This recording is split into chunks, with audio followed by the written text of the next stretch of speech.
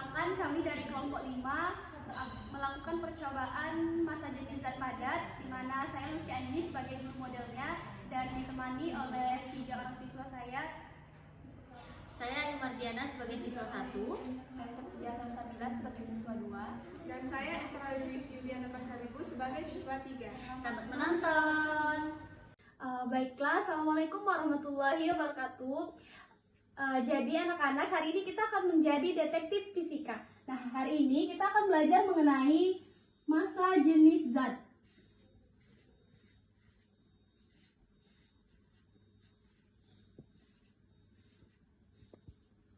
Ada yang tahu tidak massa jenis zat ini apa?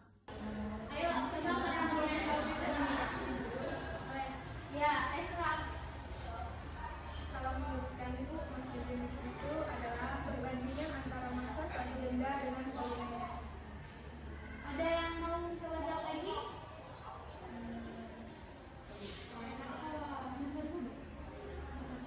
Cukup. Nah, jadi sebelum kita melakukan percobaan, kita harus tahu terlebih dahulu apa itu massa jenis. Nah, massa jenis ini adalah perbandingan antara massa suatu benda dengan volumenya. Nah, massa jenis merupakan sifat khas setiap zat sehingga dapat digunakan untuk mengidentifikasi bahan suatu benda. Nah, secara sistematis, massa jenis ini ditandai dengan persamaan rho sama dengan M per P.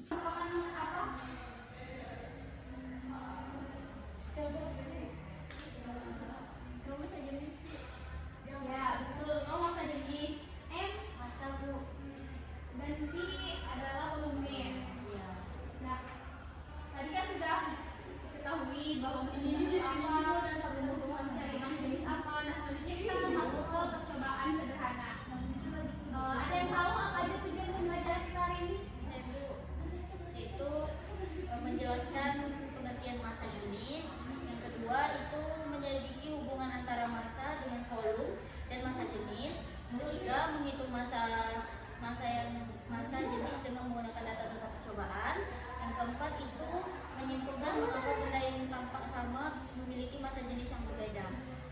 Kemarin kan pada pembelajaran sebelumnya itu sudah mengirimkan link video. Udah ditonton apa belum? Ada Bu. Nah, di video tersebut kita akan melakukan percobaan terhadap massa jenis zat padat. Nah, ini nanti setelah kalian melakukan percobaan, datanya ditulis di kertas. Baik Bu, terima kasih. Adapun alat dan bahan untuk percobaan pada praktikum kali ini, yang pertama ada penggaris, Ada penghapus dan ada timbangan. Adapun yang digunakan adalah penghapus berukuran 6 gram, yaitu akan kita ukur yaitu panjang, lebar sama tingginya. Nah, untuk lebarnya itu 1 cm, panjangnya 2,5 cm,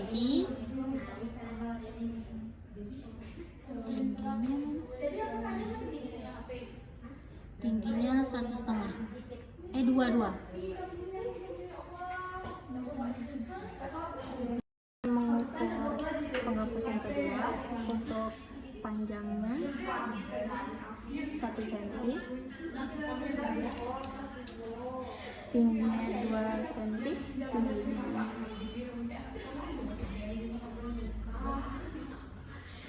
lebarnya 1 cm. Baiklah, selanjutnya yaitu dengan penghapus yang bermassa 1,5. Di sini kita akan mengukur panjang, lebar, dan tingginya. Kita ukur dulu panjangnya, yaitu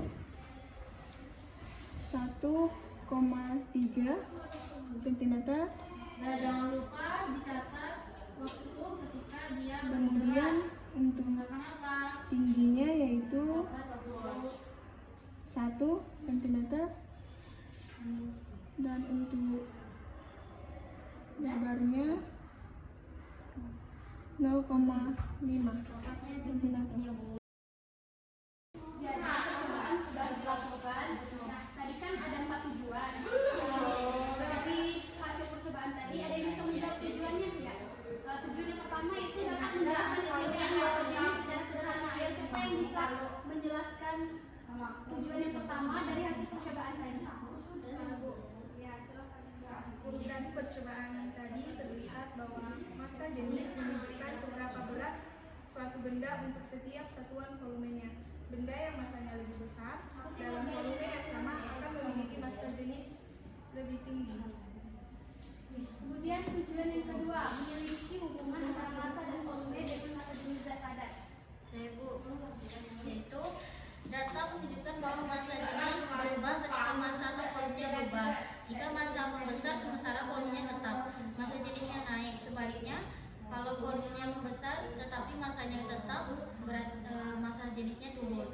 Jadi keduanya saling mempengaruhi Bu, seperti itu. Kemudian tujuan yang ketiga itu menghitung massa jenis dengan menggunakan data percobaan. Tadi bisa tidak menghitung massa jenisnya? Bisa Bu.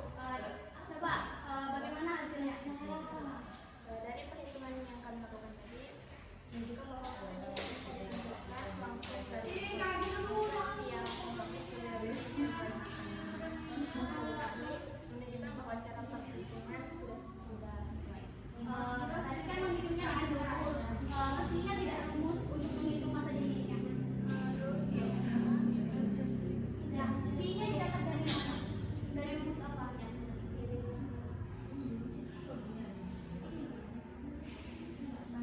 Rumus baru Bu. P kali L kali T. Iya. P sama dengan P kali L kali T.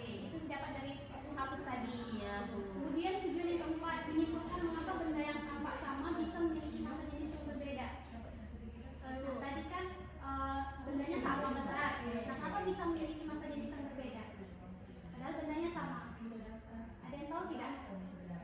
Saya Bu. Dari tiga penghapus yang bentuknya mirip, nilai massa jenisnya tidak sama. Ini terjadi karena bahan, kerapatan dalamnya atau massanya tidak identik. Artinya, dua benda yang terlihat sama belum tentu tersusun dari material yang sama atau memiliki massa persatuan volume yang sama. Jadi keempat tujuan tadi sudah terjawab dan sesuai dengan data percobaan yang kalian lakukan. Dari persamaan ini diketahui bahwa semakin besar massa benda untuk volume yang sama, semakin besar massa jenisnya. Nah, volume benda beraturan dapat ditentukan dari rumus bangun ruang, sedangkan volume benda tidak beraturan dapat diukur menggunakan metode perpindahan air. Nah, massa jenis ini penting untuk digunakan untuk menjelaskan apakah suatu benda ini lebih padat dibanding benda yang lainnya, serta digunakan dalam berbagai aplikasi kehidupan seperti industri, material, dan pengampungan objek. Mungkin